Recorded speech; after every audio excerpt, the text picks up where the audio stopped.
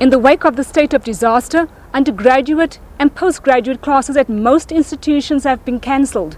Scheduled graduation ceremonies have also been postponed. Usually bustling with hundreds of students, campuses have been deserted. We've only been told to wash our hands, and I don't think that's enough to keep us safe from the disease. And also a lot of people, like especially old people in like townships and stuff like that, they don't know what the disease does and how is it actually spread. Is it actually contact? Is it airborne?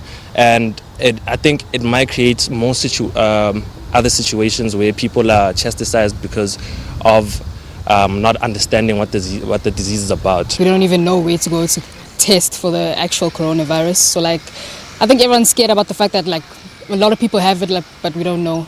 It's one thing I've never experienced before, and this is my first year, so I'm very scared to be far from home when everything like this is happening. What if I get into contact with the virus, and then how will I get cured? You understand? I come from a very poor background. I'm just here with Swahasil. It's left an atmosphere of fear and uncertainty. On campus, people have to go home as soon as Wednesday. They have to evacuate the place. So it's really bad for people who are staying far. So I don't even have enough money to go home. We are not as yet planning a shutdown because there are pros and cons to actually shutting down the institutions completely. Where do you take the students to? Moving them out of the residencies, and how do we deal with that? That's a matter that we will discuss tomorrow. The University of Johannesburg says it has a plan in place should the virus spread on campus.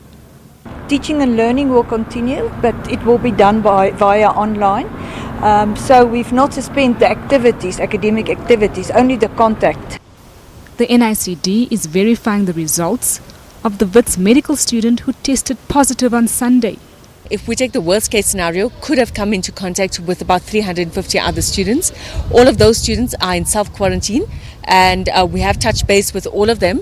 They will be screened. They will receive the full attention of the medical faculty as well as the university support. So we are monitoring each and every one of those students daily. We've got about 6,000 students who are in WITS's residences, and we've got other students who are at external residences as well.